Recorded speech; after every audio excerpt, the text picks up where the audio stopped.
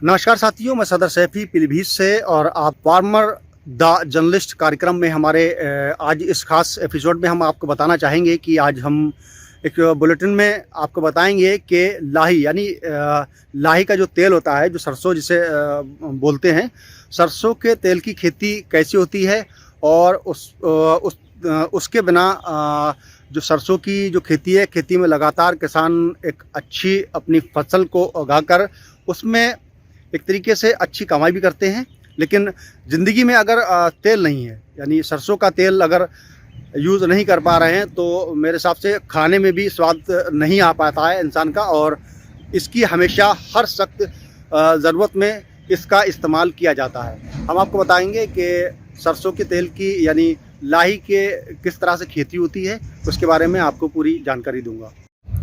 दोस्तों, आप जैसा कि देख रहे हैं कि ये एक लंबी लंबी टहनी है और लाही के दाने हैं इसमें, जैसा कि आप देख रहे हैं ये।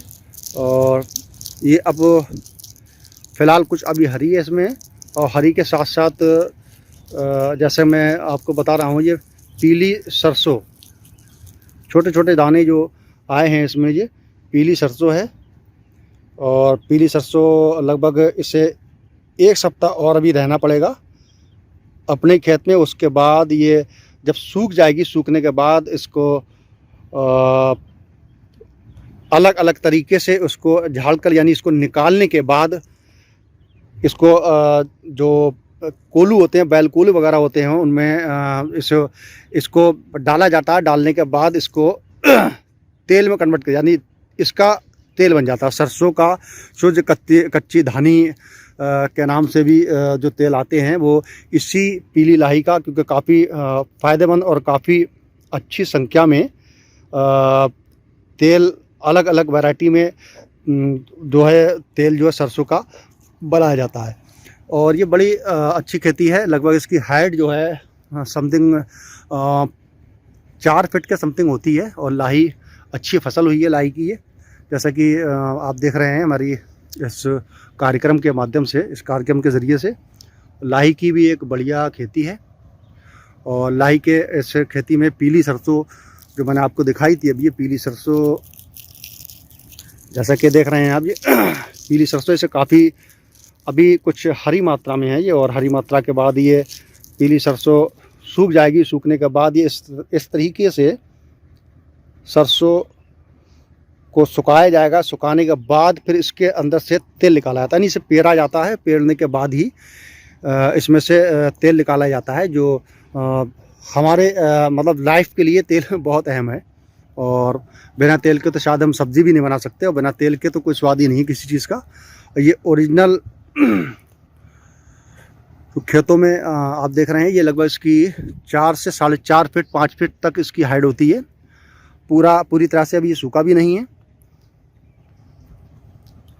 और सूखने के बाद ही इसे निकाला जाता है। इस दाने को एक गट्ठल के तरीके से इसे झाड़ा जाता है। झाड़ने के बाद इसे सुखाया जाता है। और जो दाना बारीक जो दाना होता है, दाने को सुखाने के बाद ही फिर इसकी पिड़ाई होती है, क्योंकि बिना सूखे इसमें से जो तेल है इसका, वो निकलना काफ़ी मुश्किल होता है। क्योंकि सूखने के बाद ही एक तो इसको आसानी से निकाल सकते हैं हम लोग, और सूखने के बाद ही हम इस तेल का इस्तेमाल करते हैं। और तेल का रेट लगभग 180, 160, 70 जो ओरिजिनल तेल है, वो लगभग 200 सवा 200 के रुपए लीटर पर लीटर के हिसाब से मेन मार्केट में बाज़ार में आता है। और जो ओरिजिनल से तेल जो सरसों का होता है, शुद्ध कच्ची धानी वाला, वो भी लगभग 200 प्लस के रूप में ही, यानी 210 या 220 रुपए पर केजी के हिसाब से ही मार्केट में मिलता है ओरिजिनल वाला। और किसान लगातार इसको लगाते हैं, अपने यूज़ के लिए भी लेते हैं। फिर इसकी एक तरीके से इसका बिजनेस भी है। और बिजनेस क्या है कि अधिकतर एकड़ों में अगर लगा दी जाए, किसान जो बड़ी संख्या में लगा देते हैं, उसके बाद इसको खड़ा बेच देते हैं, यानी इसे झाड़ के बेच देते हैं। बेचने के बाद फिर उसका तेल का इस्तेमाल भी होता है। कुछ लोग अधिकतर लोग अपने घर के यूज़ के लिए लेते हैं, क्योंकि ये ओरिजिनल होता है और शुद्धता इसमें बरकरार रहती है। इसके साथ साथ भी मैं बताना चाहूँगा आपको, फिर इसकी अगर लगातार खेती भी की जाए तो खेती में भी इसमें काफ़ी मुनाफा होता है। लगभग 4 से 6 महीने के बीच में ये लाही का जो खेत होता है पूरी तरह से पैबस्त हो जाता है, पूरा तैयार हो जाता है। और किसान भाइयों के लिए ये एक अच्छी और इम्कान वाली खेती कहलाती है।